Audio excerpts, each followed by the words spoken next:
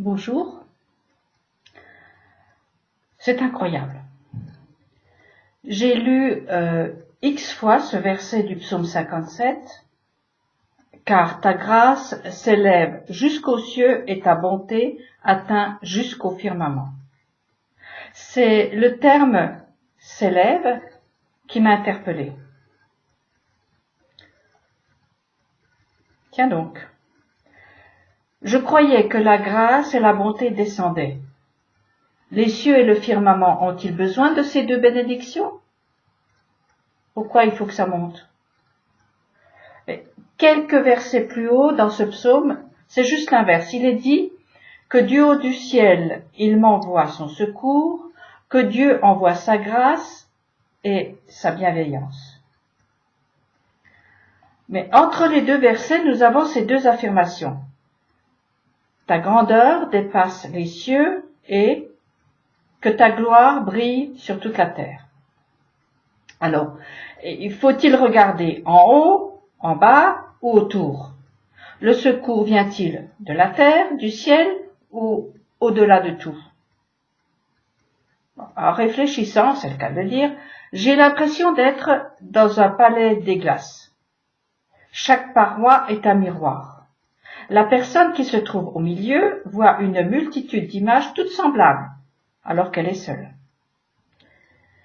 C'est également le cas des diamants ou bien des nuages. Ils reflètent eux aussi une lumière unique et la démultiplient. Alors, voici ce que je comprends des trois versets que j'ai relevés dans ce psaume. La terre, le ciel, tous sont des miroirs qui reflètent Hachem, sa gloire, sa bienveillance et sa bonté. Nous vivons donc dans les reflets de sa gloire et de sa bienveillance. Entourés de sa lumière, nous bénéficions de ses rayons venus du haut, du bas et des quatre points cardinaux. Il est dit ailleurs, tu m'entoures par devant et par derrière, où irai-je loin de ta face?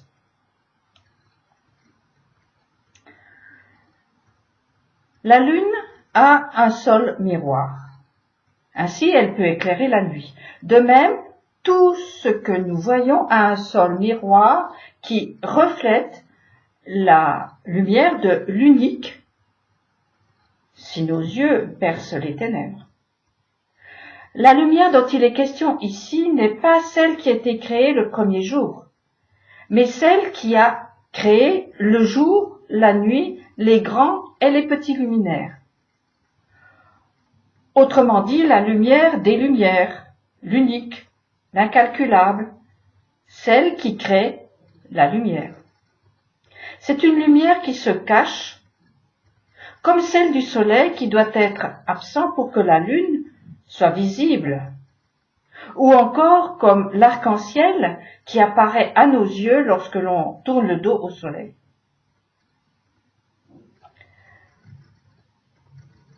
Véritable prise de conscience, cette découverte est à l'image du premier couple habillé de cette présence-absence qui couvrait leur nudité et ainsi ne connaissait pas la honte. Honte et peur sont devenues leur nouvelle tunique, après avoir voulu assimiler ce qui n'était pas à leur portée pour l'instant, à savoir distinguer les contraires et les concilier. Ils en ont fait des ennemis, alors que, dans leur essence, ces forces opposées sont des partenaires qui doivent travailler de concert et générer une dynamique de vie. Seule la Torah d'Israël, qu'elle soit écrite ou orale, permettra la réparation de l'alliance des contraires. Car elle donne le juste milieu.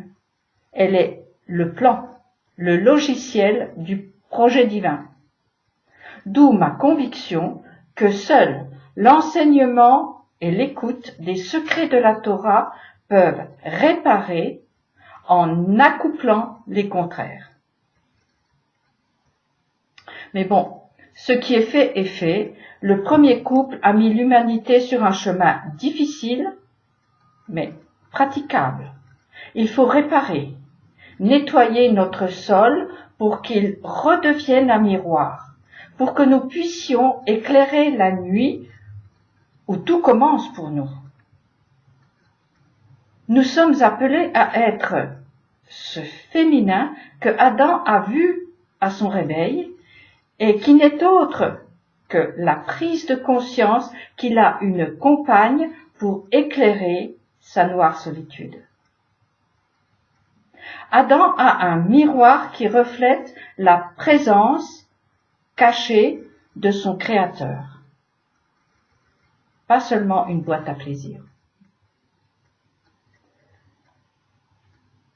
Dans le temple construit par Salomon, il y avait un bassin où les prêtres se lavaient.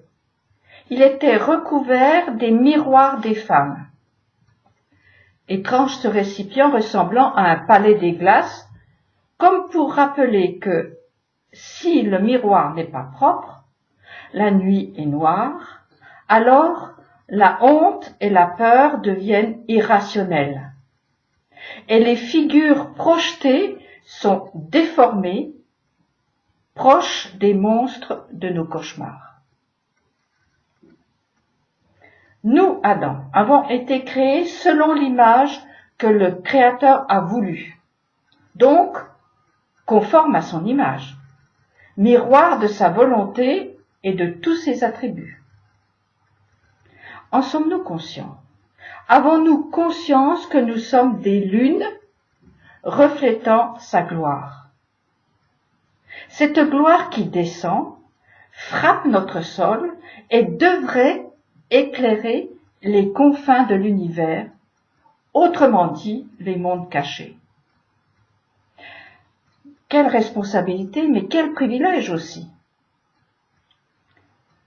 Qu'est-ce que l'homme que tu prennes soin de lui?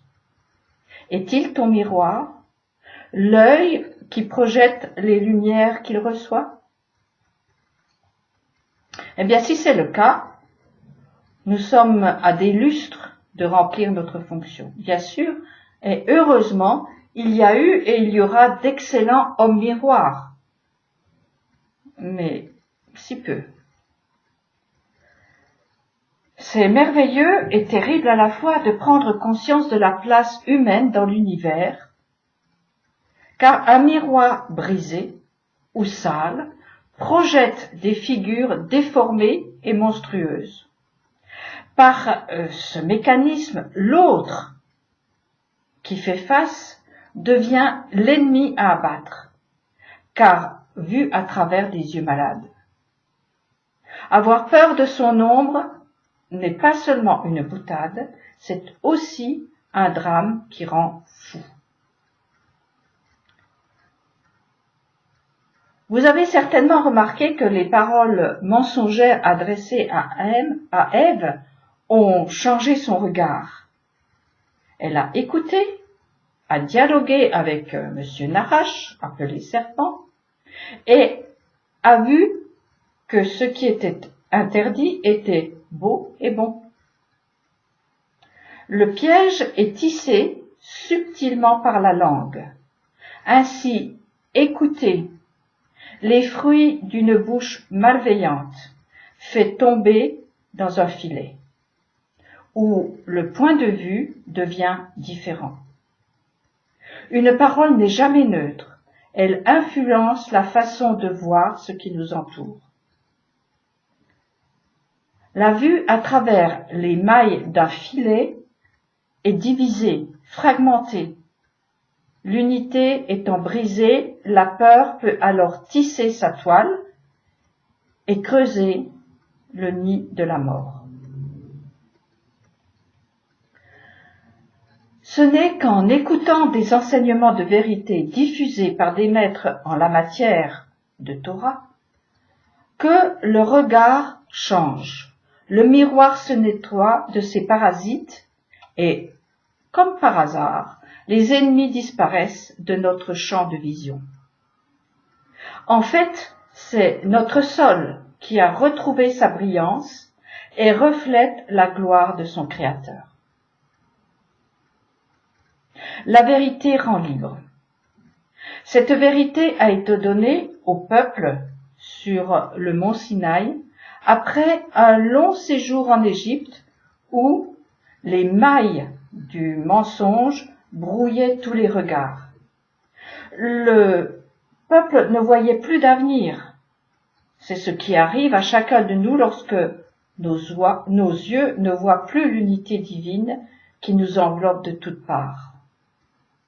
À cause de faux messages, bien tentants, que nous avons laissés entrer. Il faut aussi admettre que nous choisissons nos sucreries auditives et restons sourds à la vérité, car trop contraignante à notre goût. Il n'y a pas plus sourd que celui qui ne veut pas entendre. Le serpent est un maître incontesté en la matière. Il a les oreilles bouchées et la bouche ouverte, langue en avant, et ses yeux fixent sa proie. Alors, je nous invite, détournons définitivement nos regards de l'hypnotiseur pour regarder le diamant qu'est la création. Elle est la lumière une qui scintille comme les étoiles dans la nuit. Tout en elle dit « Tu vois une facette de ma gloire ». Ne cherchons donc pas ailleurs. Tout est un comme le Créateur est un.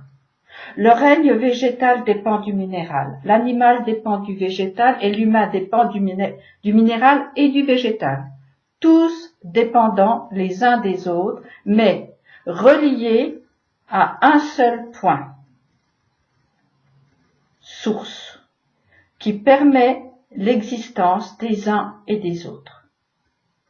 Cette source est la lumière une qui a créé aussi bien le jour que la nuit, tout ce qu'ils contiennent et s'y cache. Tout est miroir et tout brille de sa présence avec un grand S et un grand P, car il s'agit du maître du monde. Le voyons-nous ? Bonne semaine à tous.